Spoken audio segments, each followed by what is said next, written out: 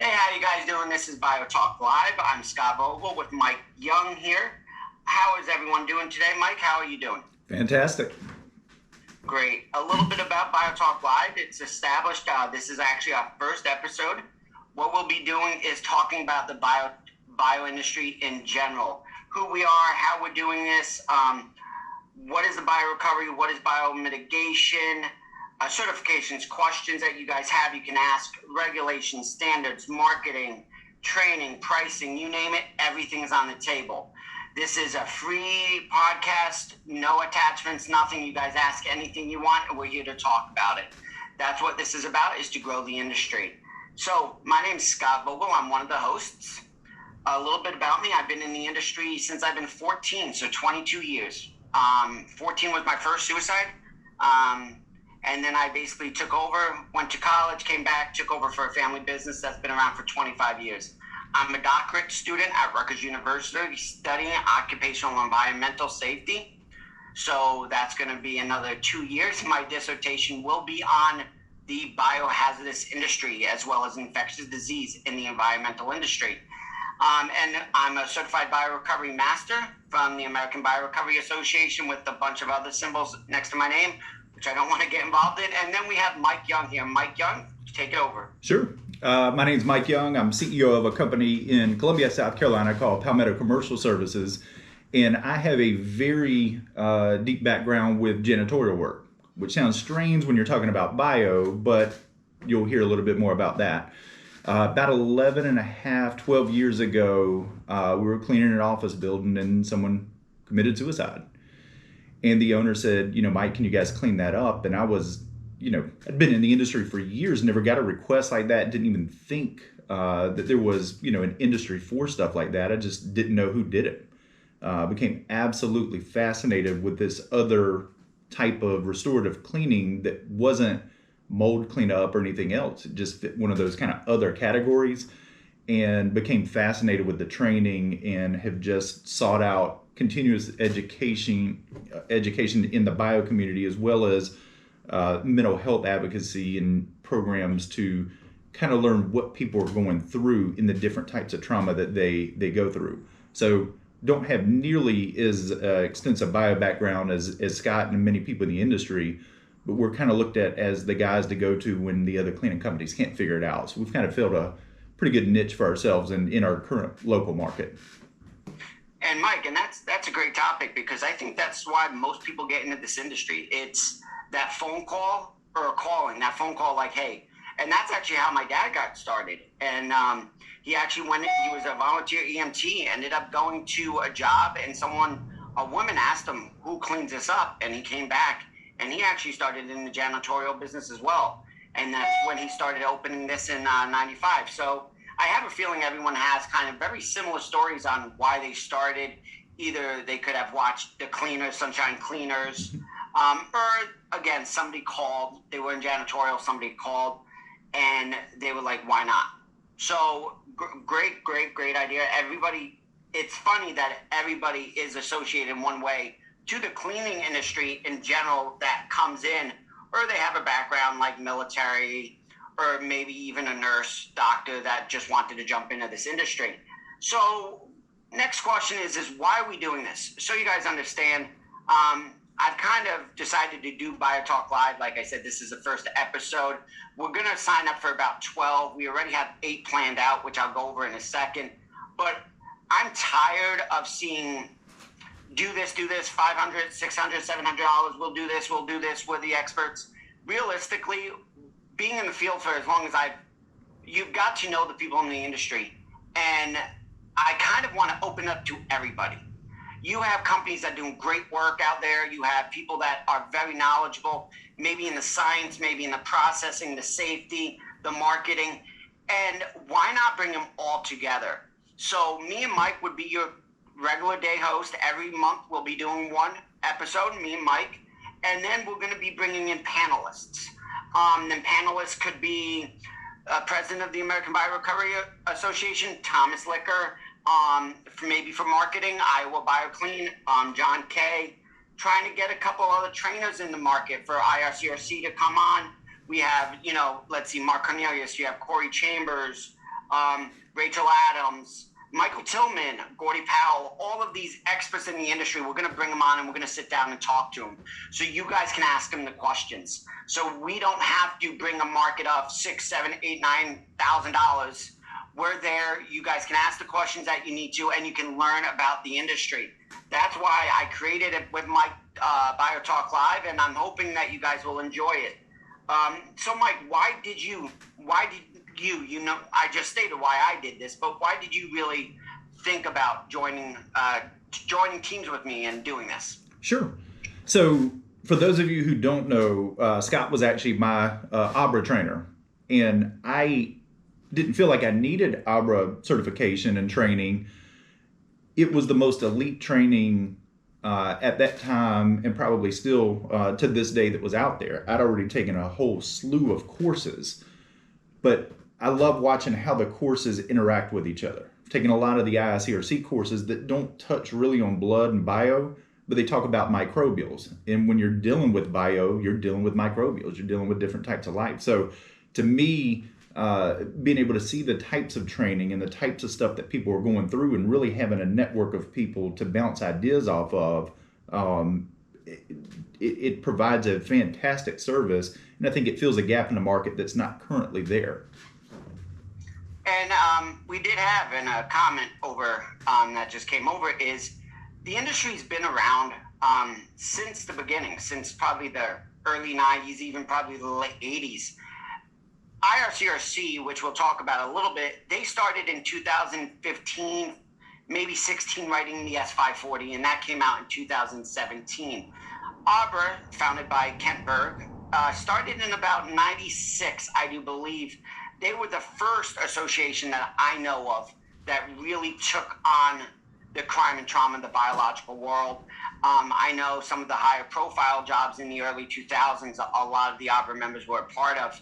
And then, again, I personally think Hollywood hit with the movie Cleaner and then Sunshine Cleaners. You ended up creating an image of high financial reward with a job, and it ended up escalating. I mean, right now, when you looked at the Waste and Trauma Act in California, there's like 400, 500, 600 companies now registered there, and you would never expect that. But that registration opened the floodgates because everyone's like, oh, let's do it. Realistically, when Ebola was around in 15 in New Jersey, the DEP called all these companies and were like, can you do this? Can you do this? And we realized everyone promoted it, but nobody had the training. Now, IRCRC stepped up, and in 2017, they did the standard. And I'm extremely happy they did that. They're rewriting it now. I'm actually sitting on that committee. And I'm going to be bringing on some committee members as well to talk about the industry, the S540, the new one upcoming, the remakes and what's going on there. But they really focused on it, and they brought the leading industry people, the experts in the field. They brought it in. Yes, is it perfect? No, they missed a lot, but the development of it was necessary, and that's what was key. And understanding that the S540 is there, so we can go back and say, okay, here's that guideline, here's that standard. Now, it's not a Bible, but it's that standard. It's that reference to help you. And when ABRA came out, they had training. They had the 3, they had the 5-day. It was good. But the problem is there was no standard. It was all made up from experts, but yet there was nothing to back us in that written term.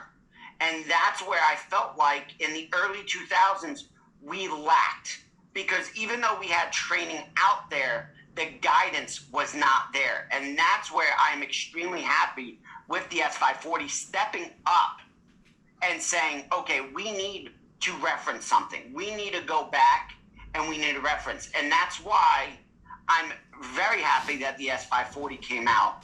And going next is, what is biorecovery, guys? We just talked about the, S540 and some type of, but the biorecovery, according to ABRA, and I'm going to cite this and other things, is biorecovery is the act of assessing risk, mitigating threats, and remediating conditions resulting from the release of biological hazards. Now, OSHA has a defined definition of what biological hazards are. But, Mike, what does biological hazards mean to you? A biological hazard is essentially anything that can get you sick or cause long-term damage. And it's stuff that it is absolutely critical that we're able to recognize and protect ourselves from. And sometimes you don't know the right questions to ask. And I think when we look at 1910-1030 with the bloodborne pathogen standards, they do hit on it. But a lot of people don't understand, and we'll talk about that in actually episode 2 next week, is the regulations and even the standards a little bit more in depth of the S540. But biological is just not, a virus. It just isn't just something small. There's a lot more to it and a lot more in depth to it that I think people don't understand. And I saw that during the Ebola incident in 2015, 14, 15, is when the DEP started calling these companies that so-called did it, and all of them said, no, we're not touching that. That's scary. Well, the problem is if you really look at it, if we're in this world, if you're in this industry, why not? We should be ready to handle any biohazard situation because we're trained to do it. And this is where, when we start talking about the training in episode 4, where I'm going to try to bring on 2 IRCRC trainers to co-host and panel with us, is I'm a big component, and you'll see going down the line, of a little bit more professional development. And we'll talk about a lot more of that going in. So let's see, when we talk about the biohazards industry, we talk about kind of your associations. So right off the bat, everybody says, where do I go? Where do I get the training? So the associations that I know about, and Mike, if you can pop up any out of your head, let me know, but the American Biorecovery Association, they have 3 certifications. You have the CBRT, CBRS, and CBRM, all requiring different, basically, levels of training and expertise. The Institute of Inspection, Cleaning, and Restoration, the IRCRC, they have the S540, and now they do have training. That training is 2 days. Going into a third, most of the instructors have turned it into a 3-day course. You have the Restoration Industry Association, RIA. Now, they don't have a certification yet, but I've been working with a bunch of people on the Environmental Restoration Specialist, which should be coming out next year. That is going to be phenomenal. We'll talk about that a little bit later. You have GBAC, Global Biorisk Advisory Council. Now, they're associated with ISSA, which is a big cleaning association, as if you guys don't know. They have what we call the Forensic Restoration Specialists. So these 4 industry-related, these associations, they're really what's guiding the industry. They're the ones that are kind of sitting here going, okay, this is what we do, this is what we do. They're taking us to the next level. Now, when it comes to state regulations, again, we'll talk about that in episode 2, but we do have a couple states that now are coming up with laws and regulations. Now, next episode, we'll talk about a little bit about breaking them laws down, seeing where we went wrong, seeing where we did right, and seeing what we can improve in, plus what we can do and what you guys can do in your state to start getting regulations pushed in your state. So in a general sense, we have 4 associations, but now you have IAQA that's kind of getting involved because of COVID. So you have a lot of other associations now jumping into it to really get hands-on because of the infectious disease and the pandemic that we just had. So, Mike, what are the certifications that you have? So I actually started with an online certification. I think a lot of people start with that, with Amdicon and Michael Tillman. And it was a fantastic training in order to see what the industry is. It's more geared toward blood than infectious disease, but it gives you a pretty good idea of whether or not you're going to be able to cut it in this industry if your company wants to go in that direction and if you want additional stuff. So that was the very first exposure that I had to the bio industry, was the Amdicon training, and I thought it was fantastic. Let's see, I took an RSA course, Restorative Science Academy. It was a 2-day course. It's similar to the ICRC setup. It actually predated the ICRC. Of course, I've taken the ABRA certifications. I've got just a slew of ISCRC certifications, including all 3 masters there. And, I'm just fascinated with the different types of stuff that are out there. Every single course that you take, you're going to probably learn something that you didn't know before. And it's those little nuggets of information that can be critical when you're working in the field or working with a grieving family about certain things. I love being able to network with other people that know more than I do in the industry. And I will be a lifelong learner of every bit of this stuff. And I think a lot of people don't understand that, because I get that question a lot, is what certification should I take? Okay, Sure.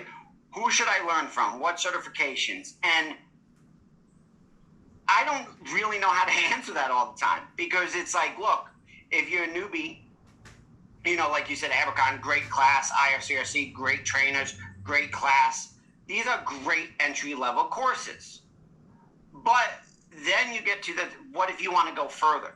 Sure. And I think a lot of people don't understand. They want to go to one spot and learn it all. But in an industry like this, especially when you have infectious disease and you have level A, bioterrorism, you have absolutely everything you can get involved in when you deal with the biohazards industry. So I try to explain to people, it's where you want to go. Now, I feel like when people get involved, you should not plateau or you should not stay stagnant in this industry, because you never know what you're going to go into. And that risk assessment is crucial going into a job. And a little bit of it is, we've got called on possible mad cow disease. You have anthrax, ricin. So you start dealing with a lot of your level A, a lot of more of your higher infectious disease. But in retrospect and coming back down, a typical suicide, most people don't know 70-80% of all suicides include a substance. Could be fentanyl, could be alcohol, but it includes another substance. So when we go into a job, are we really looking at that risk? Are we really looking at it? Are we so focused in tunnel vision on the blood that we don't see the fentanyl that the guy's been shooting up, or that drug on the side? And that's an exposure, because what I've seen is that credibility and people becoming complacent, where it's like, oh, it's a typical suicide. Imagine it in your head. Someone shot themselves. There's blood on the wall, on the thing, but yet, how did they do it? Most people just don't grab it because of their nerves. So were they drinking? Did they shoot up? And that is where most people don't look in depth. They get tunneled and they focus on just the blood at hand. But probably, 50%, 60% of all my jobs include a secondary hazard that we have to pick out. And this is where I try to inform people, is when you get into the biohazards industry, even any type of cleaning industry, but bio in itself, there's a lot more to it. And professional development is key. So yes, start off with the IRCRC, the Abercon, but then you have so much more training with the EPA gives it, WHO gives out, CDC gives training out, surprisingly not. Most of your state agencies give out training. Go back to college, learn about infectious disease if you have to. There is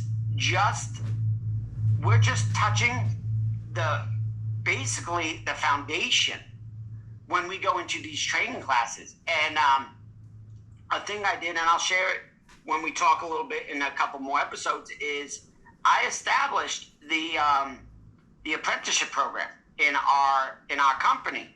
So my technicians go through 295 hours of classroom training and 4,000 in the field.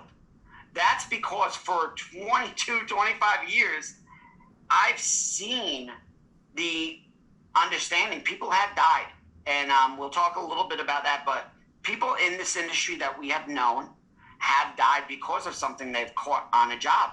We've had people that have got sick because of this. My dad ended up in a hospital for 2 weeks he had a respiratory infection that he got on a job for not wearing a mask. So he's been in the industry. He knows what he's doing, but the complacency got to him. And that's something that we'll talk about definitely in a heavily monitored going forward, because complacency can kill.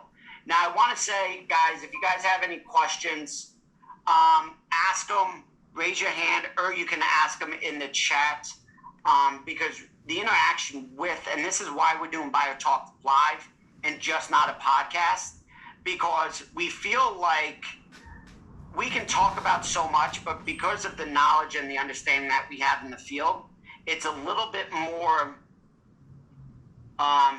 we can become redundant on the information. So this is why we're hosting it live. And again, this is our first episode, but I want to bring in the questions. So if you guys have questions, if you guys want to ask, go right ahead. We're going to be live talking about these. But going back to the certification aspect of it is, where do we stop? My thing is I don't think you stop, like you said. Sure. We become learners.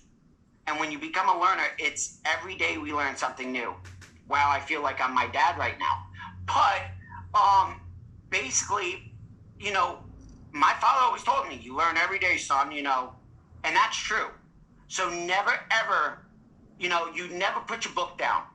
We're going to learn every single day. And even people that have been in the industry for 20, 25 years, they still learn every single day.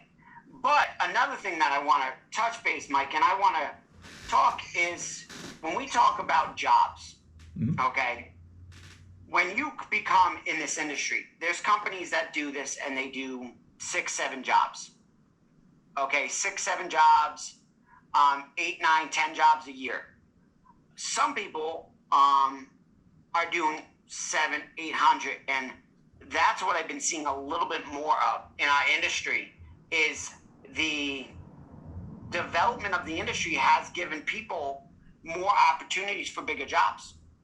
So that's in itself going to be, because when is the regulations and certifications, when they do become normal, where's that going to put this industry?